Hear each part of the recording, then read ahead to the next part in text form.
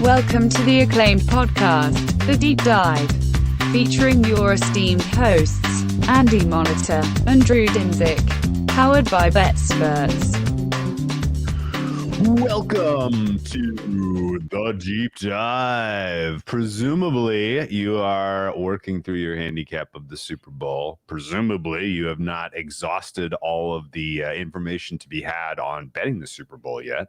If you have, then boy, we got the good podcast for you, because we are not talking about the Chiefs or the Eagles today. In fact, we will give our attention to the other 30 teams that will be spending the week in Cancun and or they're not all. Wouldn't that be wild if they were all there? Like, legitimately, 30 times 53. I mean, you're talking 15,000 NFL players all at the Moon Palace over on Isla Mujeres, just hanging out. And yes, we're going to do this now. No Chiefs. Frogs. Carlos and Charlie's at the wet t-shirt contest. All 30, all of the offensive linemen. Yikes. No Chiefs, no Eagles, no Kelce's, no Andy Reid, nothing. All the other teams. I like it, man. All right. Well, should we start at the top? Do it. Should we give Thomas a quick thought? Oh, yeah. Go ahead. I don't give a shit. Everyone retired. Granted, it's one of those things where Barry Sanders retired. Like, oh, that's wild. Like, he had a lot of years to go. If this was going to happen within the last 10 years, it wouldn't have been like, oh, this is shocking. Like, he's a 35-year-old quarterback. Like, everybody goes at some time. Like, people are like tore up. Like, oh, I don't know. And yeah, he's 45, guys. Like, he was going to retire. It was great. There was a lot of fun games involving the Patriots and the Bucs over the years he played. It was awesome. But like, some people are like torn up, like he was a family member. Guess what? Tom Brady doesn't know you. He doesn't give a shit about you. Mm-hmm. He was a lot of fun to watch, though. So yeah, I worked through all my emotions about this last time he retired, and then I proceeded to lose a bunch of money on this season. So see you later. And it is wild. Like the only wild thing is the longevity, because I was thinking, and I've told this story. I was in a basement with a high school girlfriend during the tuck rule game. Tuck rule. Oh, okay. I got you. Okay. No, but it's funny. I was thinking of that. I'm like, God, I was like a junior or senior in high school, and during the tuck rule game. Yeah. Andy definitely made a forward pass in that encounter. I could tell you that much. Shout out, Marissa. You know you did. But yeah, congrats. Yeah, hit the dusty trail. I'm glad that we don't have. Yeah, I'm glad it makes the quarterback situations for next season more interesting, I guess, now that we don't have to find a home for Tom. Let's talk about these teams, and we're going to go from top to bottom. Yeah, again, a little bit of housekeeping. Monday next week, it will be all props. It will be all kind of it'll be fun, rollicking, free-flowing conversation about what we like props-wise. And then Wednesday of next week will be the traditional deep dive of the Super Bowl, all aspects covered of the handicap. And hopefully at that time, we got a little bit more information on some of the injuries, particularly for the Chiefs wide receivers. Although the total ticking up should probably tell you something. All that said, let's go with Tankathon ranking here from 1 to 30, starting do you with remember the first year we did this? Bears. We had the Tankathon, or we just pulled the draft order up. Oh, yeah. And then the first time we got to a team that had traded their pick, we're like, oh, we already did Seattle. Like, what the fuck? We got to figure out who traded them this pick. So we'll be going in the position that you would have if you didn't trade, or if you hadn't had your pick taken away from you for tampering Miami. So that will be the order, starting with your Chicago Bears. And oh my God, the timer started already. What are we doing? Just general thoughts about the draft, about what this team should do, questions to be answered. Anything you go first. You can take, you're in Bears orange. You can take this in any direction you like. Yeah, everything centers around this number one pick. Everybody knows they want to trade it. They said that Fields is going to, be the guy, which makes sense. I know there's some people saying they should keep your cards closer to the vest. I don't think it was a big secret that they're looking to trade that pick. My hope for the Bears is that they bottle this, nobody trades them, and they're forced to take a defender. Or better yet, a quarterback and try to trade him later. I don't know. So very interesting to watch over the next 3 months to see what happens with this number 1 pick. Yeah. I don't think we have enough to judge Eberflus yet. That was a tough season to judge. Fields not even. So sure. Jury's out on this one. And look, I'm going to do this. I'm going to take it down to the 1 minute mark. And then Bears tore it down to the studs. The question is, did they tear it too far? Did they take all of the talent off this team to where all of the cap space and all of the draft capital they have in the world cannot really solve these problems? Question is, do they invest all those assets in offense and try to develop an offense with Justin Fields just to see what they got there? Because they're going to have to make a decision after his 3rd season really about what they're going to do for the future. So I think that you're going to see a hefty investment in offense. And I think the Bears defense coming into 2022 outside of 2023, outside of their top pick, I think it's probably going to be one of the worst defenses in the NFL, just based on the talent that you got there and where I think they will spend money. But we shall see. Jury's still out on the coach. Jury's still out on Fields. Jury's still out on the general manager too. Yeah. What did you think of the trade for the wide receiver at this point? Looking back at it, terrible. No, inexcusable. Is that the right word? Let's move on. What's your first spend in free agent? Like what the most amount of your free agent budget? What are you spending on O-line? You're not getting an O-line that's helping you in the draft with where you are situated in the draft. All right, Houston Texans need a quarterback. Davis Mills is not the answer, and realistically, I think you have more of a bright future in Houston than you have had in a long time, because it seems like in the 3rd try, you may have gotten the coach decision correct. Now, you have signed DeMeco Ryans for 6 years, so you better have gotten it correct because you have now fired 2 coaches in a row and hired a 3rd and signed him in perpetuity, basically. But DeMeco Ryans looks like he has a vision for how to coordinate defense in the current state of the NFL, and he's got some players to work with, some young talent on that defensive side of the football. So there is a ceiling where the Texans all of a sudden bounce quickly, but it 100% depends on getting the quarterback decision in the draft correct. And to that degree, do we know exactly who will be the best of these 3? Not really. I think there's pretty clear signal that from college, at least, Bryce Young is the guy, but is he too small? We shall see. Yeah, and Randy Mitchell, good point in the chat. The positive for the Texans, the AFC South is pretty it is pretty bad. If the Jaguars continue to improve, obviously they should be your favorite. I would think, the way that that offense has looked at times. But yeah, there's some wins to be had there, and truly, the quarterback market is going to be very interesting. We're not great evaluators of talent when it comes to rookie quarterbacks. Basically, everything we've said over the last 5 years that wasn't Lamar related has been pretty wrong.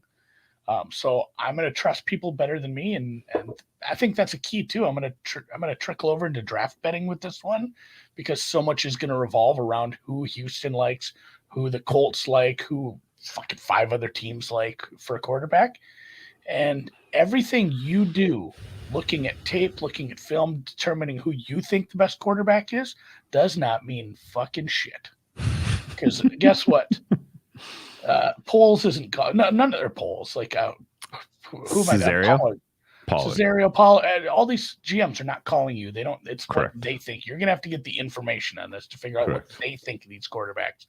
And often, it's not the quarterback you like the best that ends up going high in their draft boards, which is maddening, but it's an informational bet. I think at the end of the day, the price is going to be too high for anyone to trade up to 1, and I think the Texans and the Bears just flip flop. Bears get a little extra capital after all that. We'll see. That's my prediction. Anyway, Andy, what do you think about the Arizona Cardinals? Well, this is a tough time to talk about them, isn't it yet? We have is it just the 2 teams now without coaches? Yes. Colts and the next 2 teams are gonna Colts. I mean, now there's starting to be a little steam around, and we'll save this for the next one. But Cardinals do not have a coach. They need to get that figured out. Obviously, I think there's some steam behind a couple guys, and then we also have the injury to the most important player on the field that happened late enough in the season where that's concerning towards the beginning of the season. So I guess the biggest question for me heading into the season with the 49ers, despite what you think about their quarterback position, a rebuilding Seattle team and a Rams team that coming back healthy is still good. Like, is this a good opportunity to have like another tanking season? Just like you're in a weird spot with the Murray contract, but it doesn't feel like a go for it season. So it feels like a move on from Murray season kind of thing. They have got too much invested in him. I don't think they do. Honestly, the Arizona Cardinals are going to suck out loud next year. They're going to be very, very, very bad. Yes, of course. And I think if you want to know who the Arizona Cardinals are and you want to know how the Kyler Murray contract is going to play out, they're basically the Lions with Matt Stafford. Right, like where you're paying kind of top end money to a quarterback who, at the time, like deserves the at least close to, if not exact, every dollar he's getting. But then the rest of the team is terrible. The ownership is not giving you any advantages, and your GM is a giant question mark / atrocity last season. So I think Bidwell's going to go cheap on coach. I think this team's going to stink for 2 years, and then they're going to fire that coach. And really, if you're an Arizona Cardinals fan, you're looking at like 2026.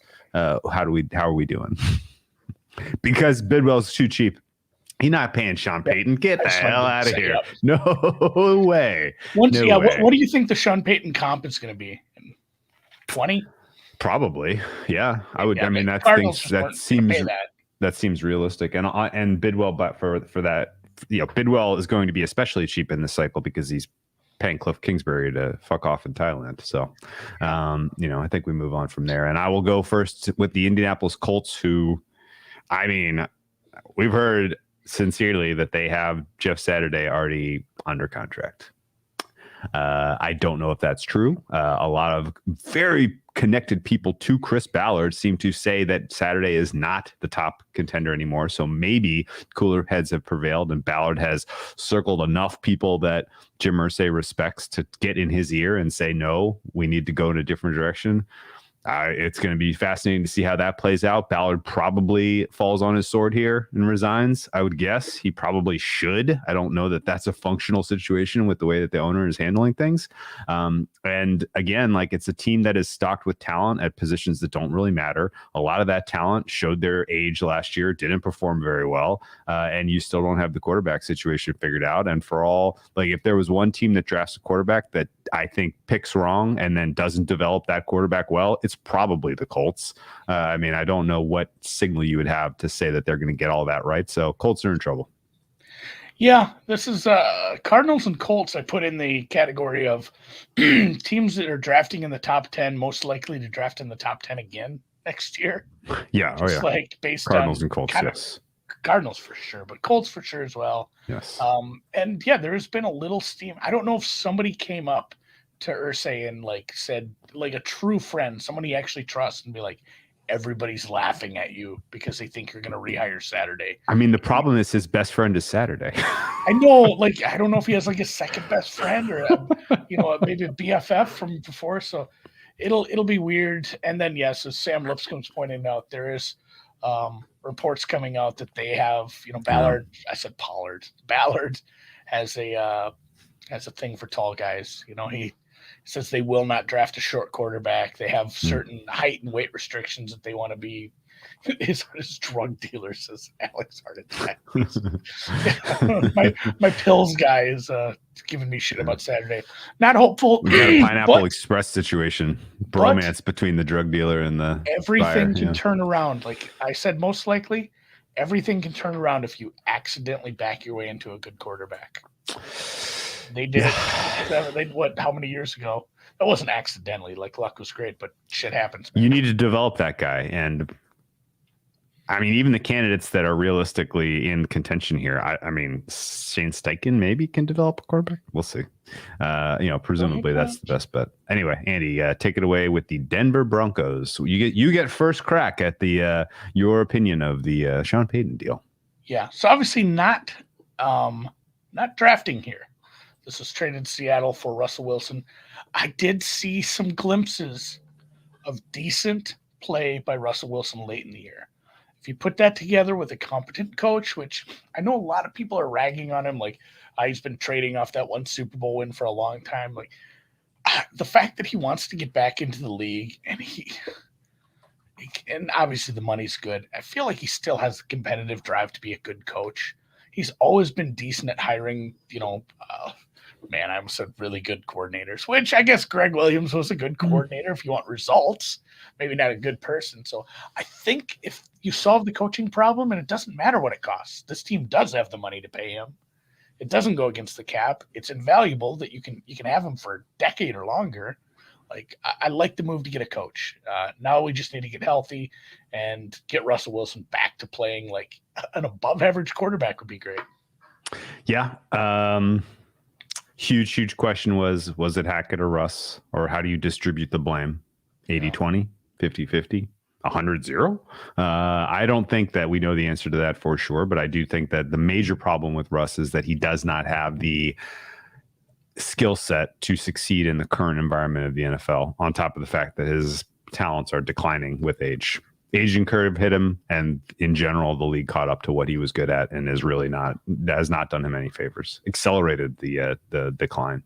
I will be pleasantly surprised if he is all of a sudden like a MVP caliber quarterback we remember from many years ago. That will be the low probability outcome here. Peyton, I think it was a fine trade. The compensation they gave up was a lot, but it's, late round first pick. It's, you presumably if Peyton has recharged his batteries and is giving you what you're expecting from him, that's going to seem cheap. He can realistically, if Russell Wilson doesn't work out, he can realistically maybe one of the only guys you would count on to be able to develop some insane low cost prospect to do the job instead of Russell Wilson. If you have to figure out a way to operate your franchise and succeed with Russell Wilson not under center but still paying him, so worthy gamble. A lot of talent on this team. They should be able to bounce back. Excited to see who the coordinators they hire. Interested to see if they can retain their defensive coordinator, Ejiro Evero, who has been one of the hotter names in some of the coaching circles and who did a very good job last year coordinating the defense for the Broncos. So definitely stuff would be positive for there, but I am not going to buy into the Russell Wilson experience until we are sure that he is he is settled into his role more so than he did last year. The LA Rams, Andy. Yeah. Speaking of trading your picks away. And speaking of quarterbacks who needed UCL, unsurprisingly, it was a different NFC West quarterback who's going to go under the knife for elbow surgery, not Matt Stafford. That's somewhat concerning because he certainly did not look right last year. I think giving him time off to rest and recuperate should be helpful. But I don't know how you all of a sudden get the rest of these older players to be kind of their former selves and get a healthy season out of them. The injury bug hit them with it like fell on them like an anvil. And there's, when you don't have draft choices and when you don't have young talent that is backfilling your aging stars, then when those aging stars get hurt, you get what the Rams got last year in terms of performance. It was awful. And I think they still have a lot of problems with this roster. 1 year bounce is not going to help things, especially because they don't have any first round draft capital. Could really use it this year. A fifth pick would have been nice. They're going to get Cooper Kupp back. He's still awesome. They're going to get Aaron Donald back. He's still awesome. But without Stafford kind of being at the level he was on their Super Bowl run, and without the offensive line, this is still a talent deficient team. It is crazy that it has not even been a year since this team has won a Super Bowl. They're drafting sixth. Obviously, it was the thesis we had in the preseason 2 years ago. Like, hey, this team's super fragile, and it's going to take like 2 injuries for them to have a top 10 pick. I bet we said that. Like, hey, this is a Super Bowl contender, but they're also a lottery, which is not something, you know what I mean when I say lottery, though. Yeah. And it happened. It finally did happen. I'm surprised McVay's coming back. I guess that's a plus for them. They still have a lot of good players. They just got to get healthy, and I think they can compete in the West. That'll be interesting to see what they do going forward, though, with no draft capital for a while. And I'm interested to see what Detroit does here with the pick. So number 7 is I don't know. I have to wait for Dan to put the banner up. The Vegas Raiders. Vegas Raiders. This is a weird one too, isn't it? Now, if I'm going to only talk about Derek Carr. If I'm Derek Carr, I am running full bore in every event. At the Pro Bowl, I am bouncing off guys. I'm doing somersaults and backflips and front half springs with half twists. Because if he gets hurt at the Pro Bowl, the Raiders have to pay his full contract out next year.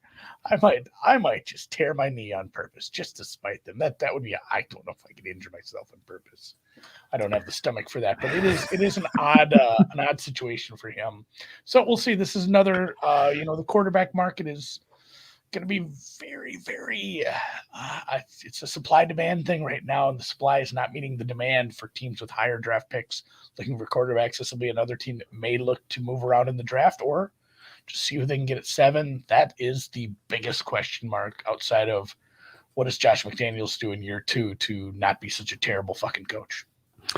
Yeah, and there may not be a right answer for that because he may just be who he is who he is. I would say that their draft choice is 7 is kind of the worst case scenario. The top 3 quarterbacks are going to be gone.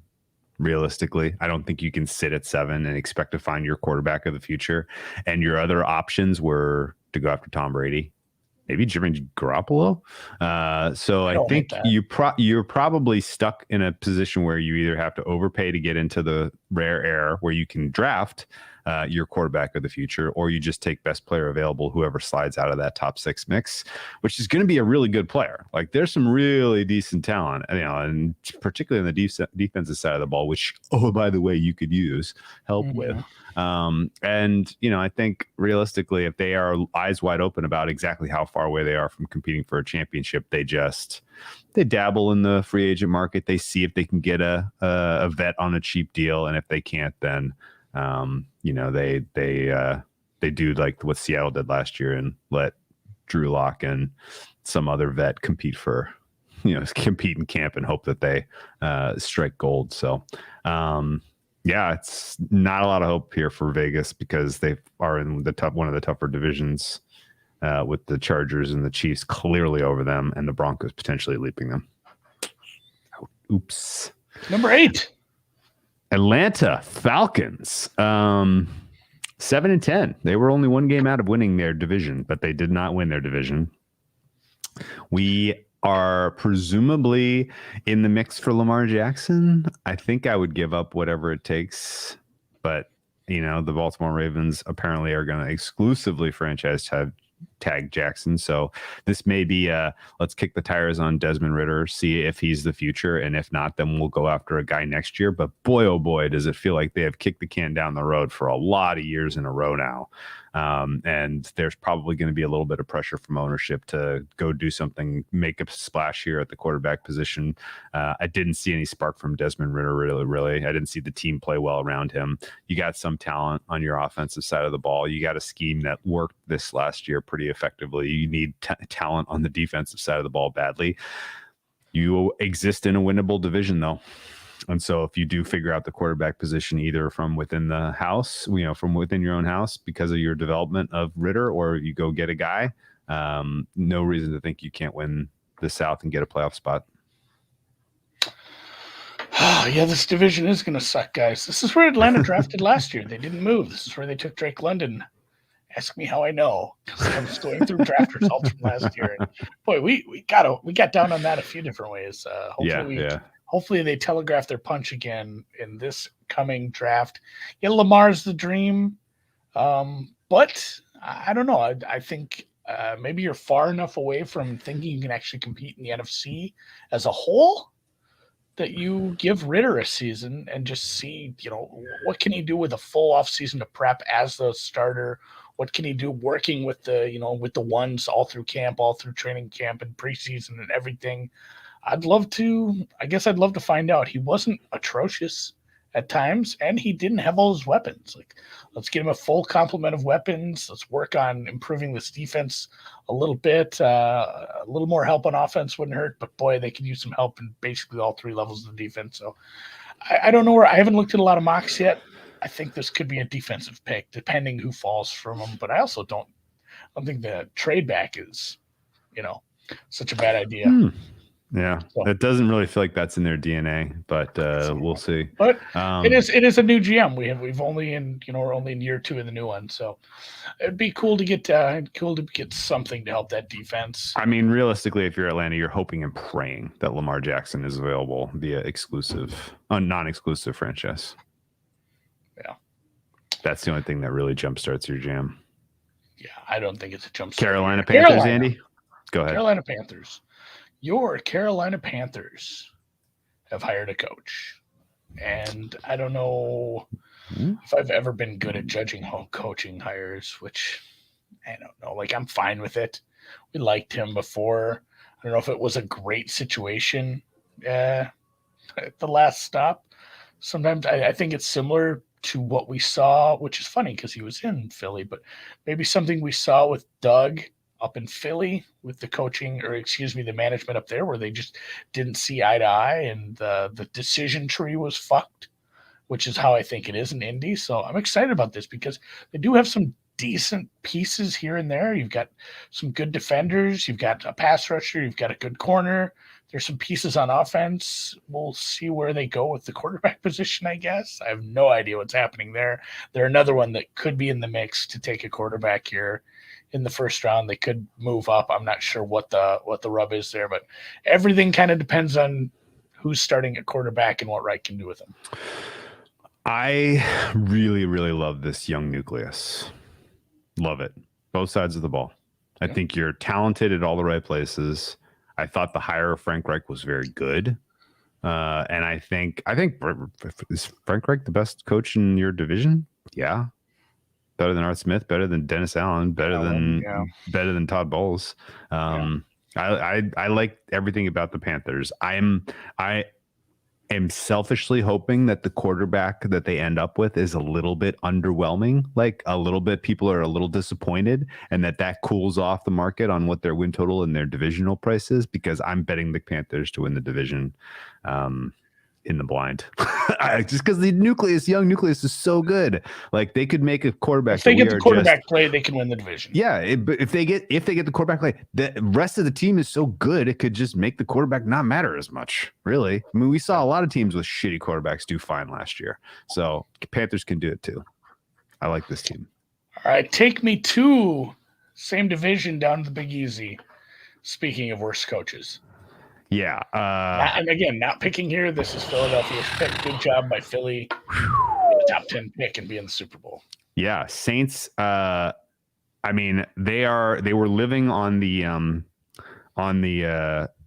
heirs of their amazing draft in 2017 through the last 3 years. And slowly but surely that has become less and less meaningful. And now you all of a sudden look at your roster and you look at some of your recent draft choices and you're like, holy shit, where's the talent on this team? How come we don't have any cap space? Like, this is a wild situation when you look at who is available for them in 2023 and what they're paying. I do not love the young core. There's a lot of fragile pieces on here. Chris Olave, great choice last year, but you gave up this pick in order to get him. Like, wasn't this the price basically? That's a big price. And, now he was your only real threat in the passing game last year. Everybody's a year older. Yeah. More attrition everywhere across the roster.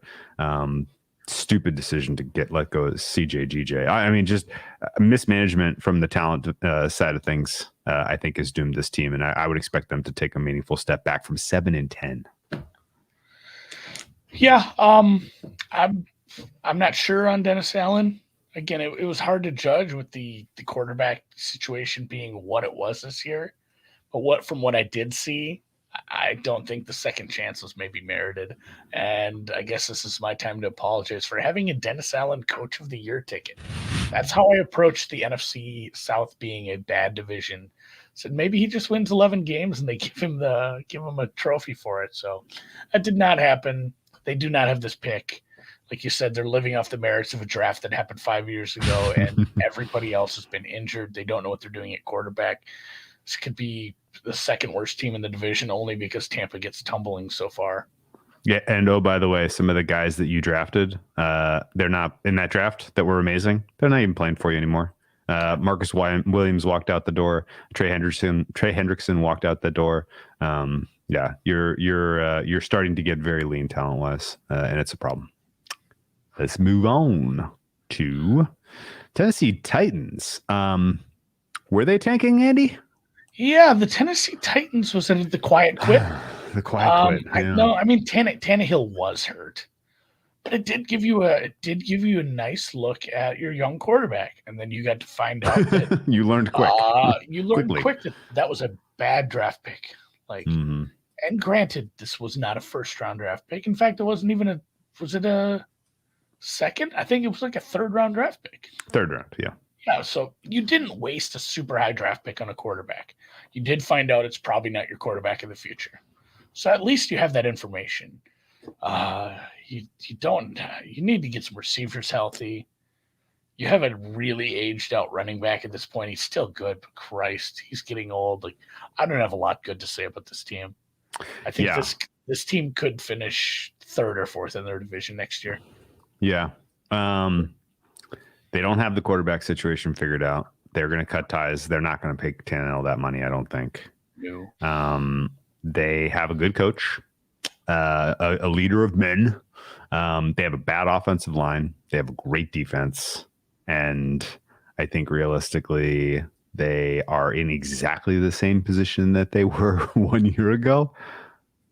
They don't have the answers to really compete offensively in a very tough AFC. I think they basically have to use their entire draft to try to reshape this offense. And honestly, if I'm the Titans, I'm going for O-line and skill position players this cycle, and I'm thinking about quarterback next year. I think you get a cheap quarterback this year, and you take your licks, you let your defense win you some games, and then you try again in 2024. This Titans team, I don't rate as meaningfully likely to win the AFC South next year. Yeah. Although they'll beat the Colts twice. There's something. Yeah, boy. If Jacksonville to go Jacksonville's division win record should be set at 5.5 with minus 120 to the under. One last kind of tiny comment on the Titans. If Vrabel has final say on the roster, and if he brings Tannehill back at that cost, then they're uber fucked. And they can't fix the O-line and the wide receiver position. Then you're looking at Vrabel first coach fired, and then he gets a job right away the next year. That's possible, I guess. Right. But then you're looking at Vrabel reliving the Bill O'Brien experience, where he's making decisions about the roster, and you're just like, good God Almighty, he just sent Jeffrey Simmons. I said 5.5, Dan. Yeah, he just sent Jeffrey Simmons to the. To a division rival for a running back. Cleveland Browns, downtown Cleveland Browns. This is a tough one too, wasn't it? And again, this pick is gone because they shipped it for a quarterback from the penal colony.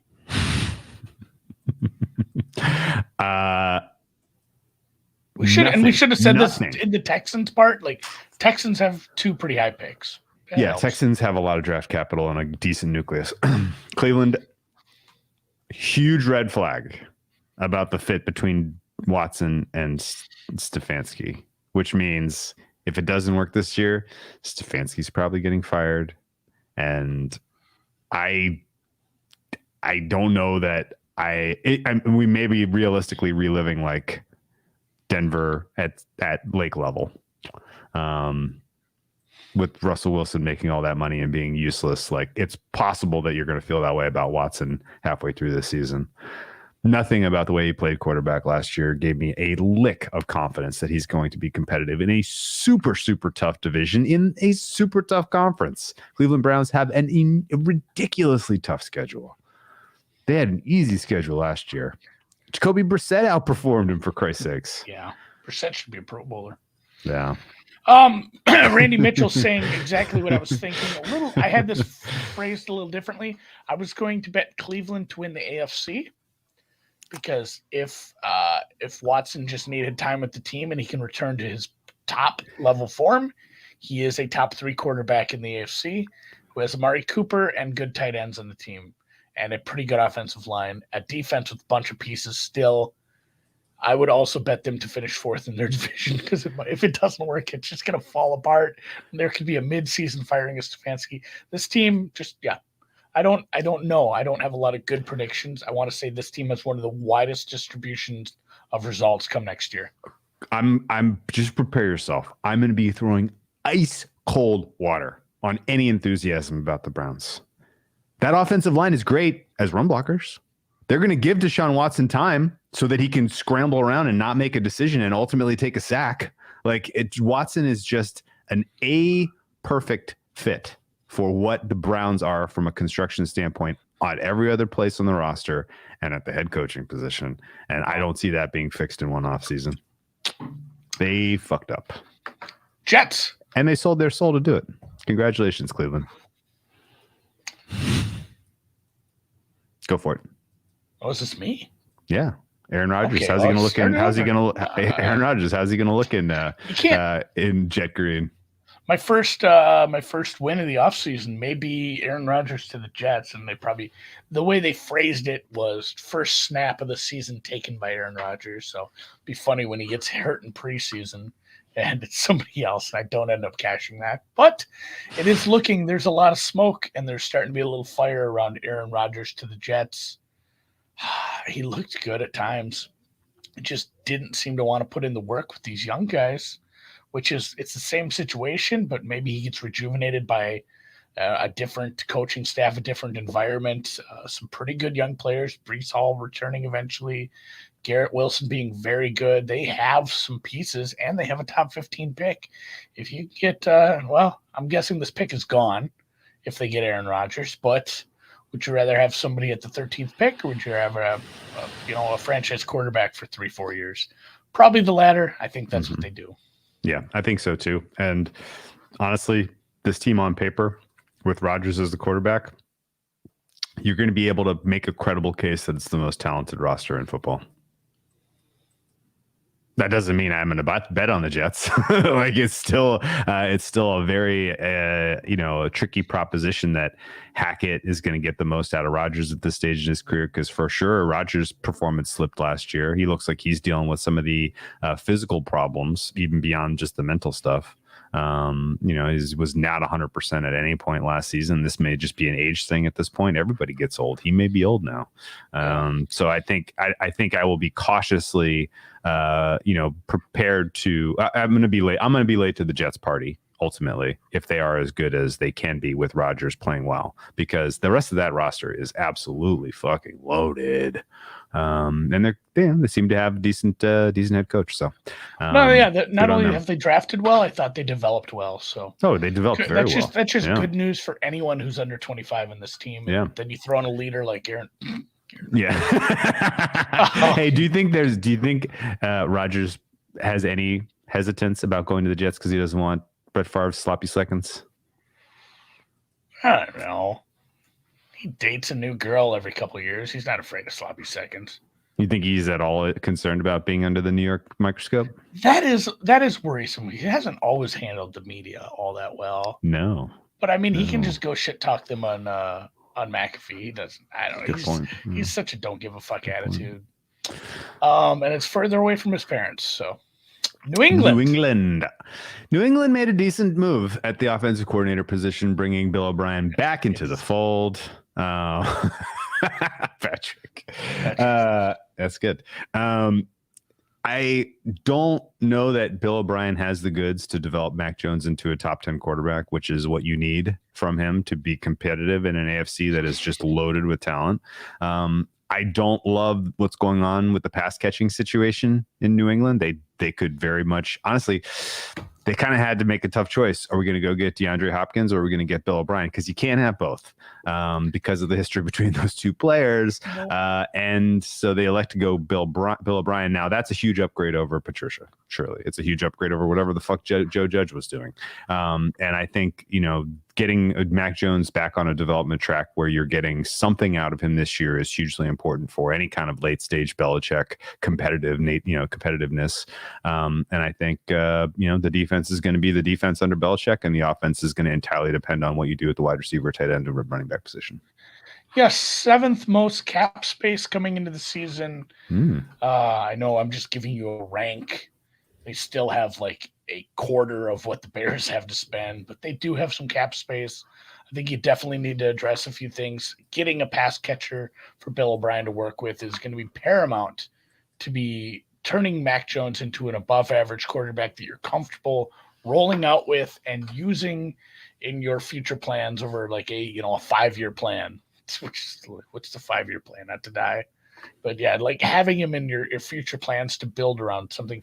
If you don't have to worry about a quarterback, it makes everything else easier to kind of put into place. Like, hey, we need to address this, this, and this, and here's how we do it. Everything sucks when you're still worried about a quarterback. So if he can develop him by having an actual offensive coordinator and getting a receiver in there, Pats could be a decent team this year. Yeah, maybe some glimmer that Belichick hasn't quit on Mac Jones would be nice too. Yeah. The other half of the Aaron Rodgers equation, I guess, the Green Bay Packers are in a bit of a weird spot with. I know the Bears probably still suck, but you never know because they have so much to spend. The Lions are definitely on the ascension, and frauds or not, the Vikings still have a pretty decent roster where their floor feels like 8 wins. They feel like they're probably going to be similar to next year, where it's a middling team with upside. So Green Bay might be in kind of a tough spot here with starting with Jordan Love. Haven't seen a lot of him, and again, we don't know that's 100% the case. It sure doesn't seem like Rodgers ever takes another snap in North Appleton again. So I'm really kind of curious on what happens with this team, what they get for draft capital. If they're drafting here and they're drafting 2 picks ago, you got a lot of maneuvering you can do in this draft as far as trading one of those back and getting a bunch of shots at places that you need, positions that you need to start addressing to try to help a young quarterback, which they have a bunch of young receivers. I would just work on developing them and shore up that defense, maybe find one more offensive lineman. This is a team that could be good in 2 years, like great in 2 years if Jordan Love works out. Yeah. I don't have a strong opinion on Love, obviously, but boy, oh boy, does everybody in that organization have a lot of incentive to make Love work. Oh my God, whatever you have to do, I think you have to do it.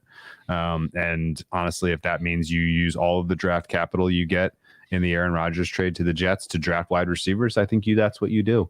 And that would be hysterical symmetry in and of itself. I would say that the shoring up the defense is a tougher ask because they've invested a shit ton of capital on the defensive side of the ball in the last handful of drafts, and it ain't working. And I don't know that you just flip a switch and all of a sudden these guys who aren't playing well all of a sudden do.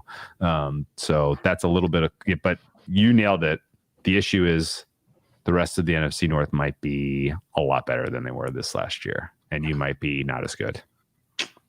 Uh-oh. Washington right. Commanders. Biggest question about the Commanders as we head into the offseason is what is going on with the ownership group? Is Daniel Snyder going to make $7 billion selling this franchise to Jeff Bezos? We all wonder. At the point in time where the Commanders change ownership, do they change coach? Also a big question mark. Ron Rivera has not seemed particularly engaged in putting together a staff for next season, which I think should concern everybody who is a Commanders fan. And I think realistically, more questions than answers at a lot of key parts of this roster. You got some good wide receivers. You got some decent talent on your D-line. You don't got anything else. Like there is a little bit of you have some assets. If you wanted to accumulate future draft capital, you could send some of those bona fides and get really good picks for them, I would guess. Or you can try to develop on the fly, but I don't think it's necessarily going to work because the quarterback is going to be too tough of a question to answer. So Commanders in a bad spot. Bad. You hit on most of my points. The biggest thing probably being Rivera might know he's a lame duck and might just be kind of biding his time, which sucks for all involved. I'm going to use my time to discuss the Fanatics Sportsbook that opened there. What the fuck? Like, the season's over. Nobody's driving to FedEx to place a bet. You have mobile sports betting in Maryland. You can just pull up your phone and bet on DraftKings. Who's driving to the stadium to go place a paper bet at FedEx Field when there's no football game? I know there's other events, like if you go to the Outdoor Expo or God knows, it's not even a dome, so you can't even have like basketball tournaments and shit there. It makes no sense. I've been thinking about this for a month. Somebody in the DMV area has to set me straight on this. Just wild that they spent all this money. The book looks nice. Congrats, Fanatics. Pittsburgh, especially because as soon as they freaking sell the team, then DC is going to cough up the land to build a new stadium downtown. Yeah, you can go and see the Sean Taylor, just an abomination of a memorial to a great player. It basically went to Sears and bought an old mannequin and put his jersey on it. Like, they just have not done anything right ever. I love it. It's a team that has like multiple Super Bowl wins. This is a proud franchise. It's been around for a long time, guys. Let's get this sold to somebody who cares and turn this team around, especially now that they have a name that's not like super offensive. The Pittsburgh Steelers, which might be offensive to the steel industry, God bless their hearts. Tomlin still has never had a losing record. Randy Mitchell. I don't know if this guy's from Western Pennsylvania, but Randy Mitchell sounds like a goddamn steel country name. Like, this guy has mined some anthracite in his day. Kenny Pickett. He exceeded my expectations, but my expectations were so freaking low that I don't even think that's a compliment. So he was really rough in spots where he was behind. He kind of went YOLO ball on me. It's concerning. He talked about how he's willing to do that, which is maybe more concerning. Like, you still don't want to give up possessions. I know you're young, but this is a weird roster too, with some guys aging out and the defense continuing to take steps back. I wonder how much longer Tomlin sticks around. I think he'll leave on his own accord. But yeah, Matt Canada, Kenny Pickett, the defense. Too many questions here for me to take them seriously in the AFC. Yeah. It feels like Jay hits it right. They're in purgatory. They're in purgatory, but you know what? It feels like a 9-8 season is coming. They do just enough to get over 500 again because nobody in the Steelers is willing to be on the wrong side. Be Tomlin's first losing team. Good, some talent on defense. If they stay healthy, the day defense is going to keep them in games. They made one of the most egregious coaching decisions of this cycle in bringing back Matt Canada. Matt Canada is not the answer at offensive coordinator. Surprise! You didn't know that? What? You don't know how to self-evaluate? I mean, I guess you want to keep a little bit of continuity for your developing quarterback for a second year in a row so he doesn't have to learn a new scheme. Okay. But I am very, very surprised that they looked at the way that offense was coordinated last year and they decided, we got one more of these in us. It's going to be even better next year, because I certainly didn't see any of those flashes. And, if this team succeeds, it's because the defense, it's because of the talent that you have on that side of the ball, and the offense doing just enough to get to like 20 points 9 times. So best of luck, Steelers. Maybe they make a wild card spot, but I think the AFC is too talented.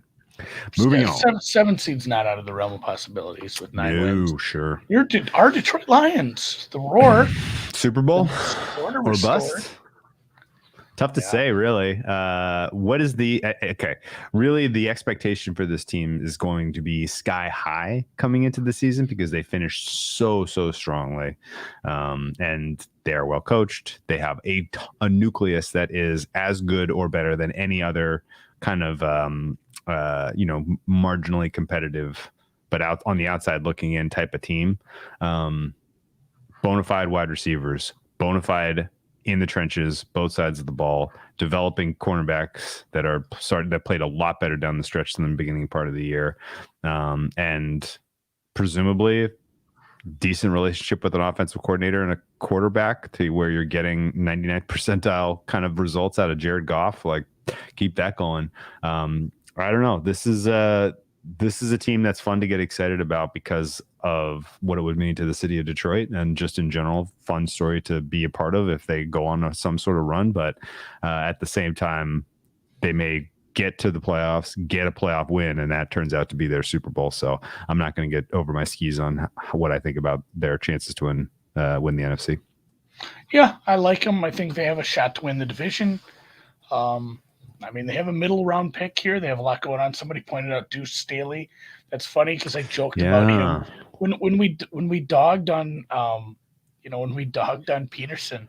Like, was he really the reason they made it to the Super Bowl? And we talked about all the guys. Deuce Staley was one of the guys on that roster, and now he did follow Frank Reich, another part of that Eagles team, that coaching staff. He followed him down to Carolina. It's another reason to like Carolina. I think Deuce Staley did a really good job with the running backs in Detroit. You said it. I forgot that, but you're right.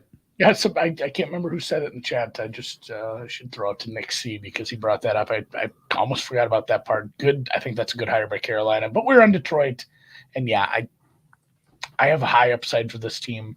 They need to keep backfilling. I said this 2 years ago that this is like a 2-year rebuild. I was actually pretty impressed with the record this year and some of the offensive outputs. A ways to go, but they're on the right track. Yeah, they may run into a problem if they go outside a bunch this year, and Goff isn't as good. They had a lot of indoor games this year because of their schedule. Goff's tiny hands is kind of the one thing that may hold them back. That said, they're live to win the NFC North. All right. And that is all the teams that didn't make the playoffs. Now we're into the wild card losers. Tampa Bay. Ooh. Now, if we're ranking these teams from next year's records, we'd have probably got to Tampa Bay a lot earlier.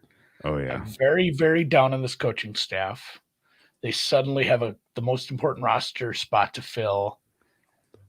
The running back room is shit. I think they have a bunch of guys up for free agency. I don't think they have really any cap space whatsoever. Looks like they have, the third fewest amount. They have a negative $29 million cap space so far. Getting Brady up the books will help, but this is a contender for the basement in the NFC South, depending on what happens at quarterback, I guess. They could bring in somebody like, I don't know if you want to, I don't know who's your best free agent quarterback right now. Darnold? Garoppolo is going to move now, I think, because of it should be Trey, and then you'll have Purdy backing up come midseason. You bring in another. Okay, Nick Mullins is back, but yeah, Garoppolo, and they said it in the presser day, he's not coming back. So Jimmy G to the Raiders, Jimmy G to the Bucks. Those don't feel like bad moves. Carr, yeah. I don't know. I don't know how to evaluate this team based on what's going to happen. We need a quarterback. Bring back Jameis, Patrick says. There we go. Ooh. Blaine Gabbert currently QB1 on the depth chart. Not good. I mean, if Tampa wins 4 games next year, I don't think any of us are going to be surprised. Yes, they have some talented pieces still available on the defense, but there's going to be attrition. There could be attrition on the offense too. I mean, this is not going to be a smooth transition where it's just reload instead of rebuild, I don't think. Did Leftwich got the boot, but Todd Bowles has not replaced him in terms of offensive coordinator, which I think is somewhat telling. I would not be surprised if they wait until they figure out what exactly they're going to do at quarterback until they hire the offensive coordinator. Because if you go in the other direction, you might end up with Todd Bowles gets fired and they clean house next before you bring in a whole new an entirely new regime to draft the future and start from scratch. So bad team.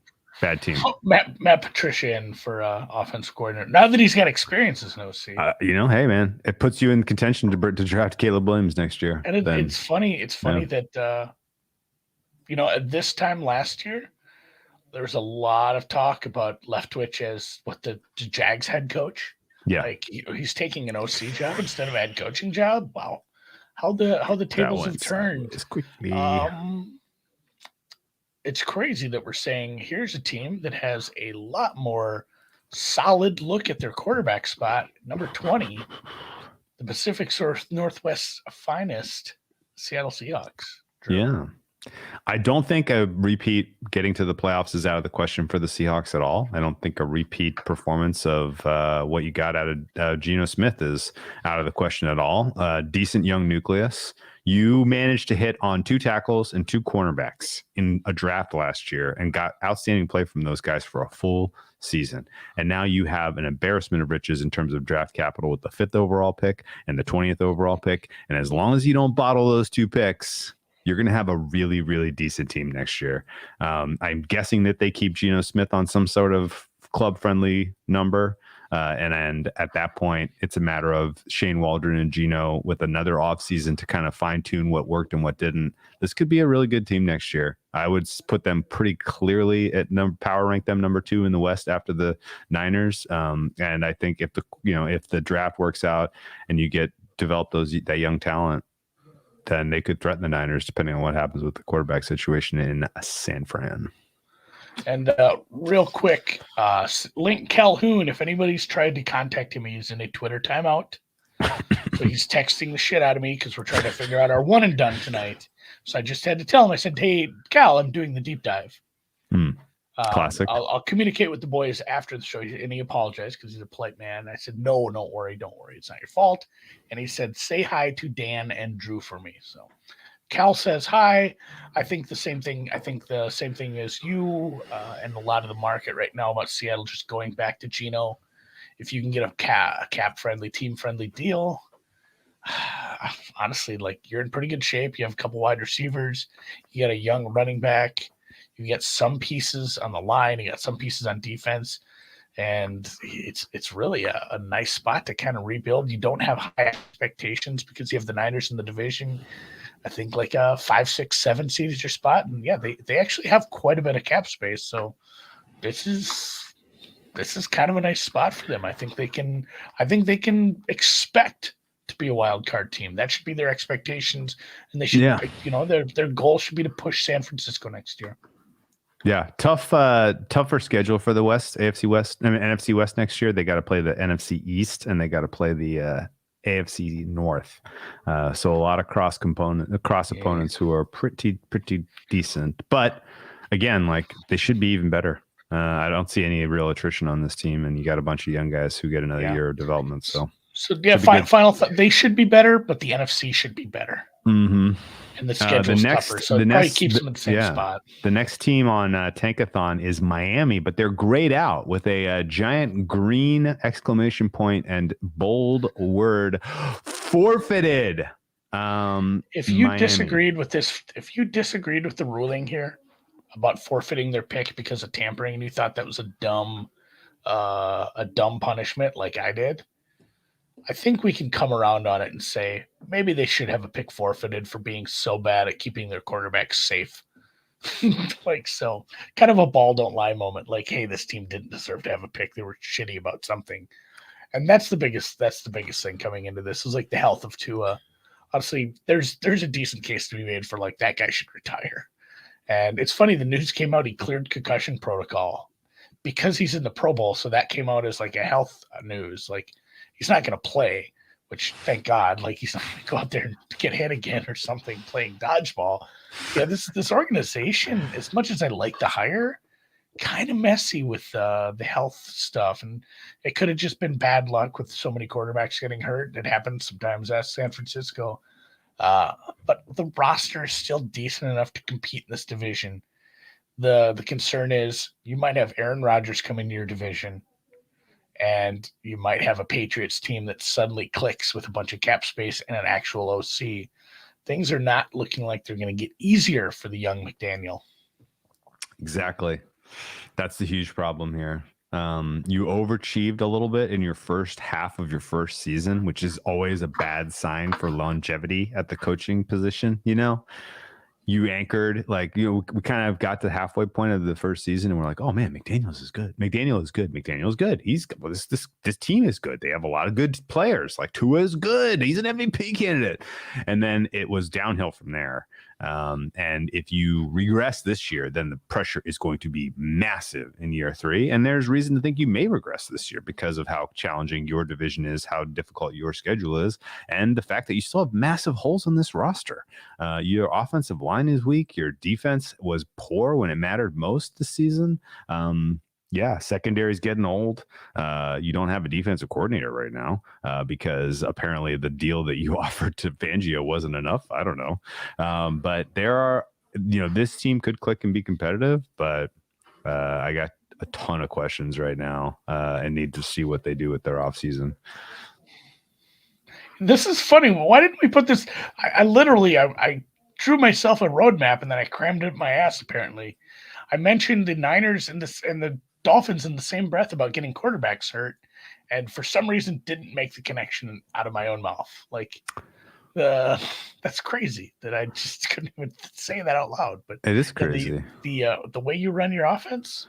That kind of is. There's another crazy thing, which is the next team we're going to talk about also happens to be like Shanahan. Shanahan has the monkey paw curse, which is that we're going to give you all of the great. We're going to give you, you want to be the best offensive mind in the game? No problem. We're going to hurt every quarterback that ever plays for you. And that apparently that trickles down to all of his his tree. The Chargers are also cursed. They need to exercise the demons in some way, shape, or form before they take on this season. This front office coaching situation, it's a hot mess. Brandon Staley obviously got neutered because of what happened 2 years ago, was just kind of doing whatever was asked of him this last year. Came up with some good defensive schemes when he was against bad opponents, but ultimately couldn't get a playoff win, even though he had a 27-point lead or whatever it was. The firing of Joe Lombardi to me is a positive. The hiring of Kellen Moore is a possible positive. I don't know that we really know what Kellen Moore is, but it's an exciting possibility to see how those two find synergy in LA. A lot of issues with speed and wide receiver room, a lot of issues with health of the offensive line, and certainly some issues with how good the run defense can be at times that needs to be addressed. Otherwise, there's plenty of reasons to be optimistic about the Chargers, but this is kind of the last year that you have any flexibility. And if it doesn't work out this year, then it's going to be a very weird transition with a new GM, a new coach, and a quarterback that you have to pay and a roster that you're going to have to gut. Yeah, I think the situation around the Kellen Moore moving, basically just taking a different job, speaks to how excited he is to work with the players there compared to the old situation where he was dealing with Jarrett's bullshit and listening to Mike McCarthy. So, somebody with a bunch of piss and vinegar, vim and vigor about a new job, sometimes you see a lot of good results. I think he's a good coordinator. I think we saw just poor leadership in that team. I don't think he's a great coordinator. We'll see. And then, just trying to keep these wide receivers healthy because this offense is dangerous when both receivers are on the field. Williams is good, like very good. It just we didn't get to see a lot of times where everybody was healthy and the offense was clicking. So, and D Jones says, "What is 22?" We're just going through the draft order reverse. Or actually, the way they would do it on draft day. We're going through all the teams that aren't in the Super Bowl. And the Chargers, if you're a fan, know that they are not in the Super Bowl. And I will move on to the next team that was eliminated in the wild card round, the Baltimore Ravens, who have tagged Lamar. This one does give Lamar a little bit of flexibility, but it also gives the team flexibility to move him. This is the kind of tag where teams have to come to you. They can't come and negotiate with Lamar and just come over the top of your franchise offer. So they would be in a little bit of a position of power as far as trading. I'm pretty sure he's gone. 99% sure, but somebody's going to have to come up with a big damn offer. He's an MVP winner who played pretty darn good with basically no wide receivers for a big chunk of the last 2 years. Like he could be dangerous again in the right offense. Excuse me. I got overexcited about thinking about him in Atlanta. I'm not sure who the other, big suitors are, but after that, I guess it's probably the T Hunt show and try to figure it out from there because they got some roster spots to fill. Man, this could be a team that's drafting top 10 next year. Yeah. Old defense, expensive defense, no talent in the wide receiver room. No, questions about the offensive scheme overall. And now going forward, what do you, I don't really know what the vision is going to be in terms of what they want this offense to look like. Tagging Lamar comes with a risk that he doesn't sign the tag and that he just elects to continue to kind of be like, look, I'm done here. Like, you guys have done me wrong. You're not giving me the offer I want. I'm done. And if that happens, it's going to suck. I'm going to feel bad. Lamar, obviously, his prime is now. He needs to be on a team that's competing. And I feel like the Ravens did a lot of this to themselves. Yeah. I don't love anything about this. I really am. This is a good question by Nick. Who else was in on Watson? Tepper signed off on a big haul to get Watson before Cleveland Panthers, did it. So Falcons. The Panthers, yeah, the Panthers were absolutely in, and I think they were really close to getting Watson. So were the Falcons and the Saints too. Yeah, so I mean, basically all the teams that went after him, and I think the Falcons and Panthers are probably your front runners. Mm-hmm. Mm-hmm. So, 24 drew the Vikes. 13-4. How?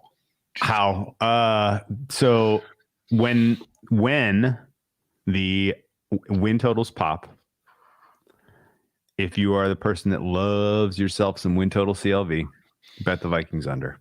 This is going to get utterly nuked. Everyone and their mother is going to make the same case that they won all these one-score games. They're not going to win as many games this year, even if they're not going to open a 12.5. They're going to open like a 9.5, and it's going to be a 4. It's going to be a 4-game adjustment, and there's still going to be people that whack this under. It's going to go down, and I think that is the time that you play this over. Because I like what they did in terms of firing the defensive coordinator. I like where they're going in terms of who they're looking to try to replace him with.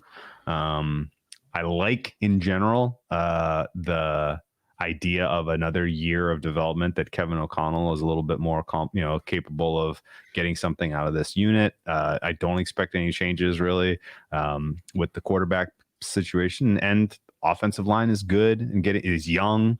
I just like the general manager. I think he's going to put together a competitive team, and I think people are going to overlook them. Yeah, I think Ujiro was talking to Kwesi at one of the events. Both him and Flores, both. Yeah, Flores, that's who it was. Get either one of those guys. Either one of those guys comes in as defensive coordinator. So. We are cooking. Yeah, I think Dogma says the Minnesota State Fair. It is a really good state fair. Like, honestly, I should have got up there this year. I will next year. Yeah, we'll wait for the bets to come in Minnesota, push that down, and then bet them over. It's still a very talented team that it did win a lot of close games, and I think some of that did come down to a really weird defense. Like I said this so much during the handicap for the Giants scoring a bunch of points in them in the playoffs. It's like, if you understand the assignment, you can beat the tar out of this defense. And the Packers did, the Lions did, the Giants, to a lesser extent did.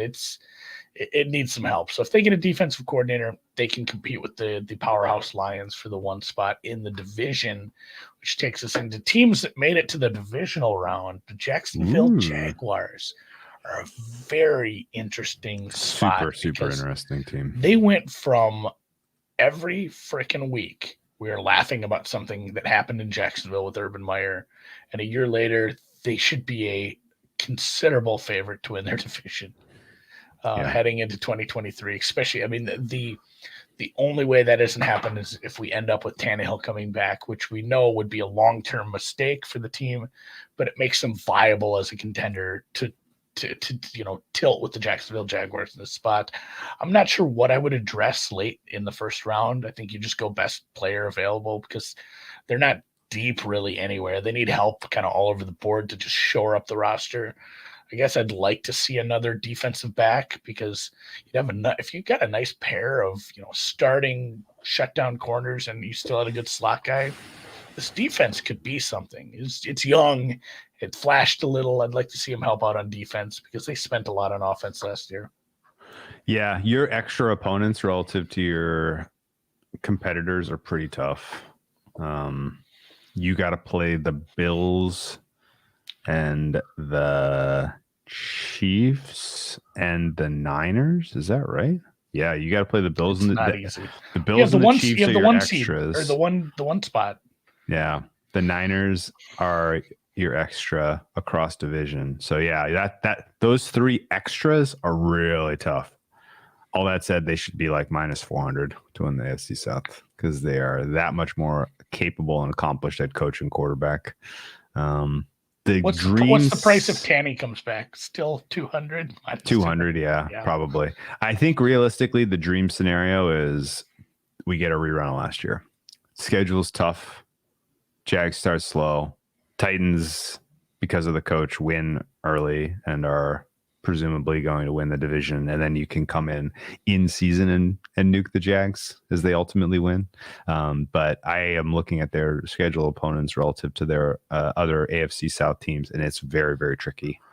So we didn't even mention starting Calvin at Ridley. A bit of a deficit. Good call, Jay. Calvin Ridley is a big instant addition to that offense. He's a good player. Yes. So tough schedule, but should be favored.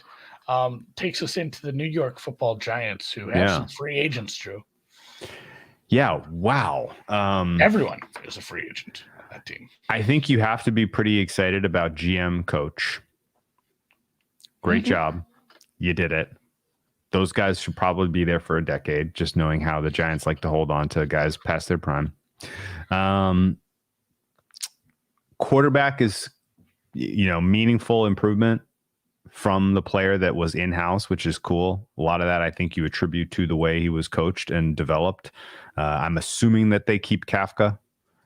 He is interviewing still with the Cardinals. I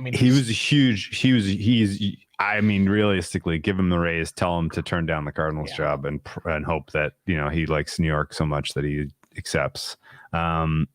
If the longer you keep him around, the more chance you have to actually make something out of Daniel Jones. I think they're going to be decent next year because they have so much draft capital and just young players, and they're going to get all young guys make another step forward.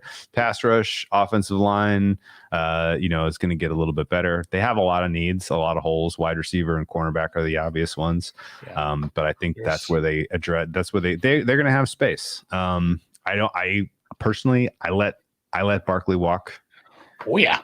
But I don't know that that's what they will choose to do. And I think ultimately that's going to tell us a lot about the front office. The betting markets, and I know, and you mentioned, Christopher, that the limits are pretty low, but the betting market is 50-50 that they draft a wide receiver in the first round. And a lot of the wide receivers are going to drop to this spot in the first round, it looks like. So they'll have their choice of a couple of decent ones. Hopefully they should end up with something good there. Yeah, if they fall into the Zeke trap, and Randy Mitchell points out, this is where I'm at too. He's judging Shane by what he does with Jones and Bradley. I'm going to push back a little on Jones.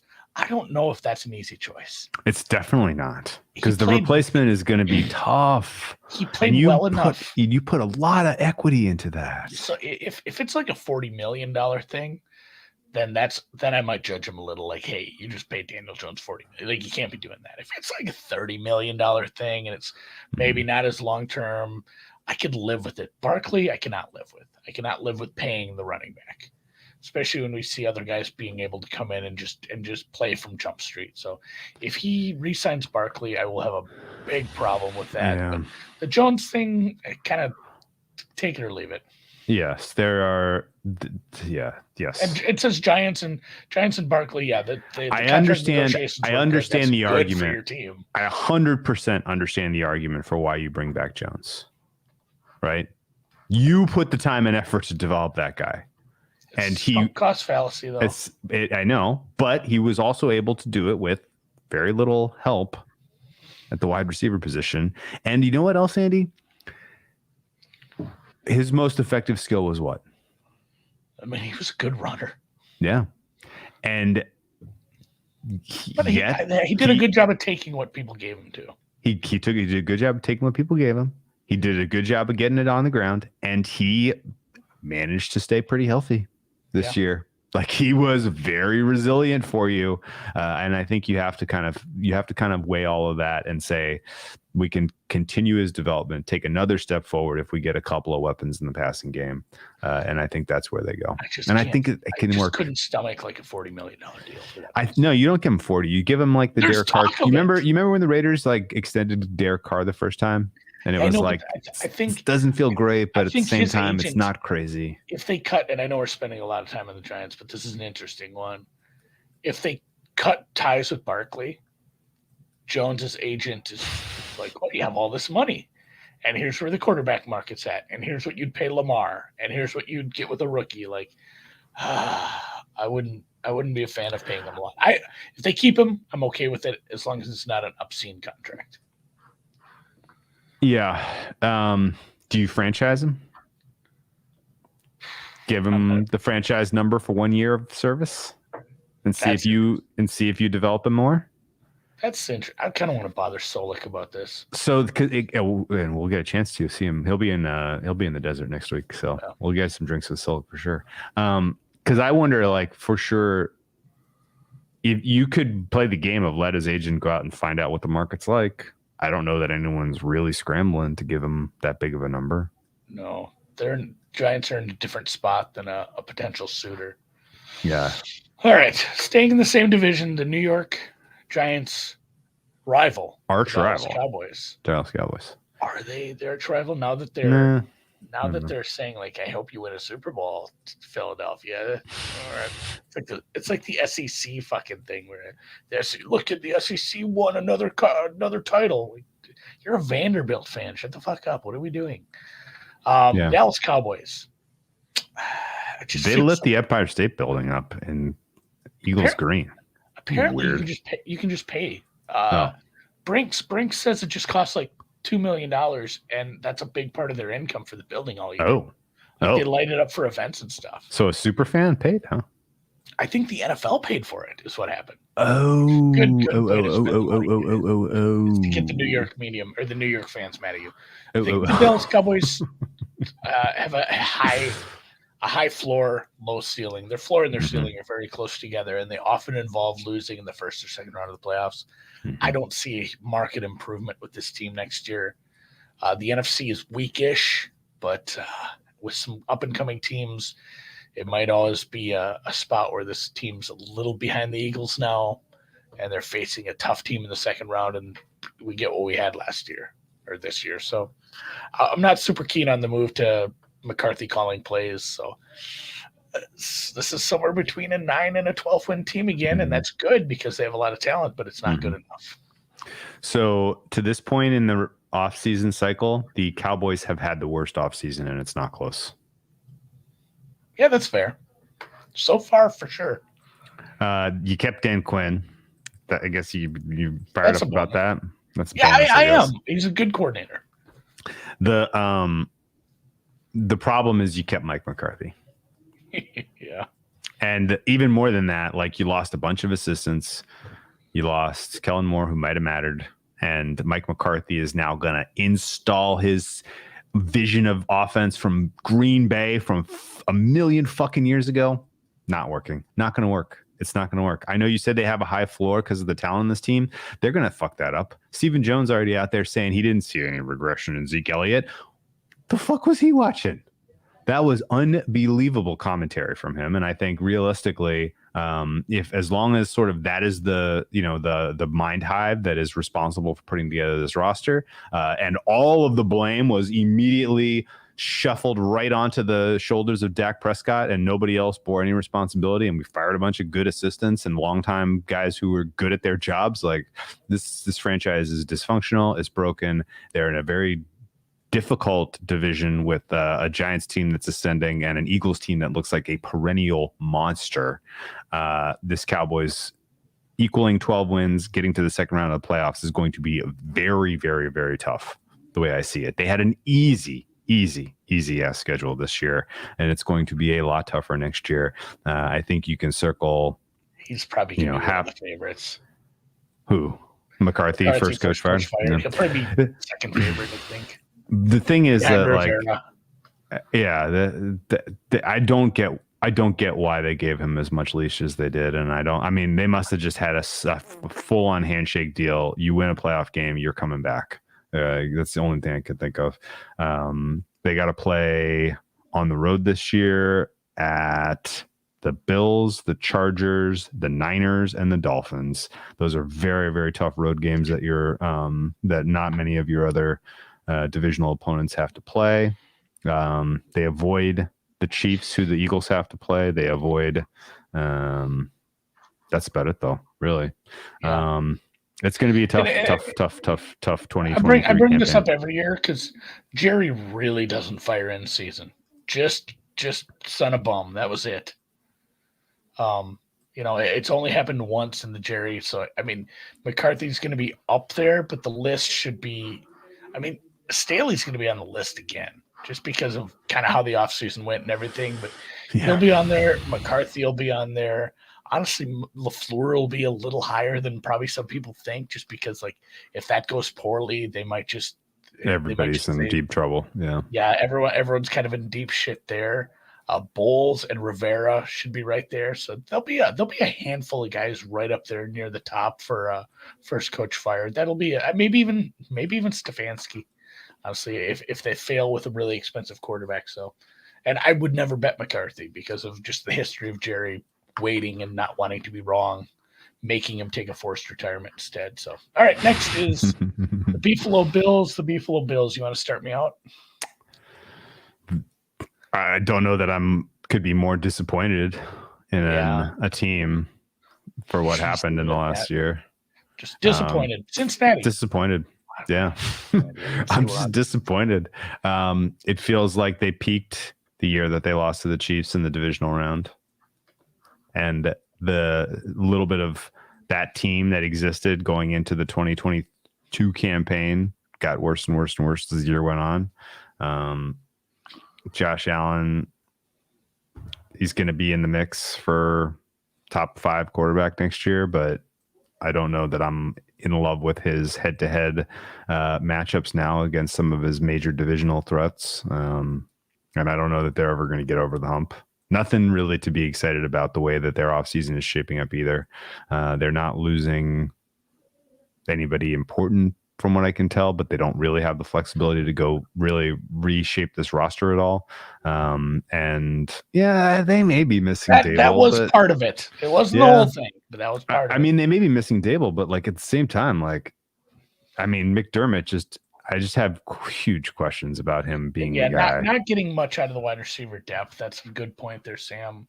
There was an article written halfway through the season about that. The Bills make me very sad. The Bills and the Ravens both make me very sad. Those were very good teams that never came close to realizing the talent. And the Ravens are even further in the rearview mirror now. But the Bills are right there, and you can tell that you're leaving them behind if you're the Bengals and the Chiefs and some of the other up and comers.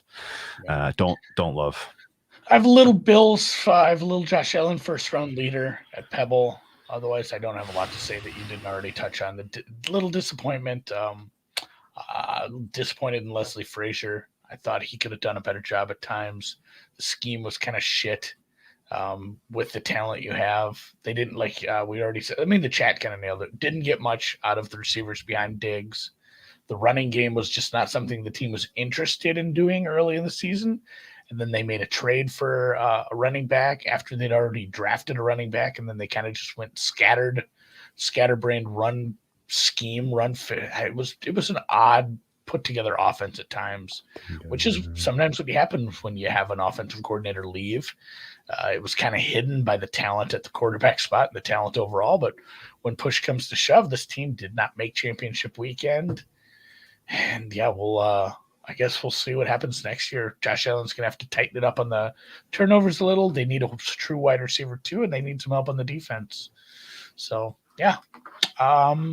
Their opponent in the divisional round, the Cincinnati Bengals, will draft at 29. I mean, what is there to say? They need some help on the offensive line. Like, is that the whole handicap here? Like, if they can get some help there, they have some decent spots on defense. They could use a little more help on the back end. The secondary could use another piece. if they spend their draft and their offseason, and I don't think they have much cap space. If they keep the coaching staff together, it's going to be amazing. It'll be a small miracle. Yeah. And if they keep the wide receiver quarterback room together for the intermediate to long term, this is a team that's going to be in the mix for a Super Bowl every single year. I misspoke. So you're losing a wide receiver probably. Eventually. They do have a bunch. They do have a cap. They do have some cap space. So I think you need to be aggressive in getting Burrow signed long term. This is probably the year you do that. Sooner the better, because the thing about when they say, "Hey, the quarterback market just got reset," it never gets reset the opposite way. It just keeps getting bigger. So yeah, I would get that done sooner than later. It's not like oh man, what should we do? Do we think we commit to this guy long? Yes, you commit to him long term. You're in an unbelievable position of having hit on a quarterback early. You have good receivers. You have a receiver he loves and a strong receiving room. You need to get him into a long-term contract. You need to figure out the running back situation, get some offensive line depth, get a few more pieces on defense, and you're going to be in the championship game next year again. Yeah. Basically, hey, you might host it. It might come through you. It might come through you. What they call it? Skinny City. The Queen City? Queen City. Yeah. No. Honestly, it's kind of a nice town, guys. Way better than Cleveland. Sorry. I think your priorities, if you're Cincinnati, are keep your nucleus of coaches together, sign Burrow, sign Higgins, sign Chase, keep that nucleus together, and then everything else will figure itself out. Like you really, you don't have to do much to have 10 years of competence and competitiveness in the AFC, which is saying a lot because the AFC is so damn good and crowded. You got to bring Higgins back. Higgins might be more important to you than Chase. So hear me out on this. You remember the Chase Sewell cartoon? Yes, I do. Where I think it was wrong. It was just too early. It's Higgins or like two really good offensive line free agents, like high end, because you have two really good receivers and a tight end. Andy, you go hire the offensive line coach that Dallas just fired, That's and your offensive line. We're already on our way to getting that fixed. Maybe. I still want some pieces and depth because just go use every one of your draft picks on a dude. The best offensive lineman in the Super Bowl was drafted in the 7th round. I mean, these things happen. I mean, use every one of your draft picks on offensive linemen and go get a guy that can coach those guys up, and you got that problem solved. Honestly, I think should we make an on-air bet? I think they go defense with this pick. I really do think there's like a defensive lineman they end up picking up here. That's possible. I mean, that's fine. Do you know who they're losing? Who are they? They're losing a bunch of players. They could be tight end. They could go. There's like 3 or 4 edge guys that are all kind of pointed in like 20 to 30 spots. So like Iowa kid, Notre Dame kid. Oh, Dan, who's the LSU kid? BJ, like I've been doing a little draft prep, and I think the Bengals decide to go D-line at this spot. I honestly, a first round pick, if you want to go cornerback or if you want to go D-line, I think either is fine. But I think 2nd, 3rd, 4th, 5th round, just take a big body, big boy. Take as many shots as you can at offensive line. Yeah. Agreed. All right, final team. Hour 28. I thought we did pretty good here. Yeah, we did. The Niners will not be picking here. They traded it. Mm-hmm. But the Niners had Are we sure? What if they traded someone to get their pick back? That's true. Well, I mean, for now. As of now, this is another New Orleans pick, which is good because they don't have their first one. Philly does. This is your first pick for the New Orleans Brain Trust. And the Niners, let me start here. And this is all I'm going to say. Yes, they had bad luck, but Christ on a bicycle. What a job by this team to make it that far with, I mean, if they'd have made it that far with Trey Lance, I would have been impressed. If they'd have made it that far again with Jimmy G, I would have been impressed considering he practiced like on a side field by himself with all his friends for the whole preseason, didn't plan on playing. If they they did it with Brock Purdy, which was incredibly impressive. If you can do it next year with Josh Johnson, now you're really cooking with some witchcraft. He was bad, but they won like their last how many games with just constantly churning through injuries, and it's always a thing there. But they're going to be right there, obviously. Like it looks like it's going to be Trey, and that's the only reason I think they could take a step back is like. He is a different kind of quarterback than Jimmy or honestly Jimmy or Purdy. Purdy has a lot more in common than Jimmy G than he does with Trey Lance. It's a different kind of offense with Lance, and we'll see how it goes, I guess. Yeah. The Niners. Yes, there are only 31 picks, but since we went through. Yes, so we'll talk about that later. Yeah, we'll talk about that later. There's going to be some funny accounting about the draft choices that we'll get to at some point. The Niners are just a drama queen of a team. They love to be talked about, apparently. There are so many different things you can say about them this offseason. They're going to be the most talked about team this offseason. They are the most talented roster in the NFL outside the quarterback position. It seems like they're gonna go with Trey Lance off two surgeries as plan A this year, even though by all accounts, like Kyle Shanahan fell head over heels in love with what Brock Purdy was doing at the quarterback position. But now Brock Purdy's gonna be out for a year with the UCL Tommy John.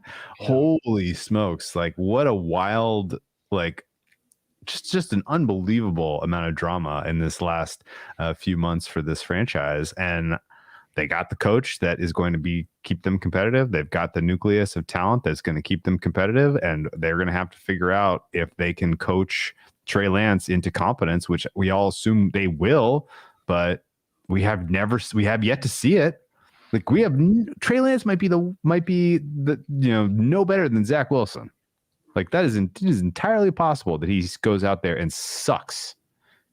And yet the rest of this team is championship ready, not even Super Bowl ready, but winning the Super Bowl ready outside of that position. And that makes for just one of the most fascinating dynamics in all of the sport. And yes, Patrick brings up the 31. Let's do a little bonus draft content here. There are only 31 picks. Do you really think books are going to be dumb about this and not price that in when they're doing over 5.5? It'll be interesting. I'm on the fence because we've seen books made pretty bad mistakes on prop markets and derivatives and bullshit. So it'll be interesting because there are about roughly 3% fewer first round picks than we normally have. And yeah, when you factor in like over under 5.5 wide receivers, 4.5 quarterbacks, all these things, everything you're getting like a 3% bump on that every time because there's fewer picks. And then I am very curious, and I think books need to do a good job, and hopefully regulatory agencies with at least the legal books come out and make them say what they're doing with this. Like, is the Chargers pick the 22nd pick? Or is it the 21st pick? Because if an over-under is set at like 21.5, what are we doing with that? Like, does it go from pick 20 to 22? Or is it 20 and then Chargers at 21 and the last pick is 31? I don't have a strong answer for that right now. And there's going to be, somebody's going to run into something where they're going to be having to argue with the book outside of something stupid like cancel the Purdy props. Like they'll actually have a legitimate qualm that they can bring up. So it could be a bit of a shitstorm, as Patrick's saying here. I love it. But I can't wait for it. And yes, we'll be doing some draft content here soon as Vegas Refund has twisted my arm into letting him do some podcasting. Ooh, I can't wait for that. Yeah, like you're on the guest list. Like you'll be doing one of those eventually. Shit. Keep your Thursdays open. He wants to have a lot of good guests. Thursdays. You qualify as a good. We're doing it old school though. Oh yeah, audio only. Released as a podcast. Well, that's cool. Yeah, it's a lot. It's a low stress, low ask kind of thing. We're just gonna bullshit. He has the longest list of shit to talk about. I've already warned him, like, we're not getting through all this. He probably has a bunch of sponsorships lined up too. That's cool. We're working on it. So special 12-part series from here to the draft. It's essentially what it is. Like, because it's not something you're going to do year round. It's just a 12-part series from here until the draft, starting with episode 1 this week. Multi-episode series with guests, including Drew, who is not committed. But if I say it on air, definitely do it. Yeah, he's definitely. No. We're trying to get my commitments are starting to wind down as NFL is coming to an end here, so I'll be free. That's the nice part too. Is like I love that. We'll be asking people in February and March. Like, hey, come on, talk some draft stuff. So let's go. Let's go. All right, man. Well, good shit. Good job. This was we did it. I think we bullshitted for like 5 minutes at the beginning, and then we got through the entire NFL in 90 minutes. So well done. This is going to have some good sound clips for later in the year, like come November when we're just wildly right or wrong on a team. Oh, yeah, for sure. So take some stances. Of course. I don't think it's crazy. Taking stances in February is always fun. Yeah, man. Put Carolina out of the playoffs, going to be in. Detroit out of the playoffs, going to be in. Yeah. Hit some thumbs up, guys. Yep. Hit the thumbs up on the way out. If you thought producer Dan did a good job with the clock, hit a thumbs up, and we'll see you next week for some prop talk. It's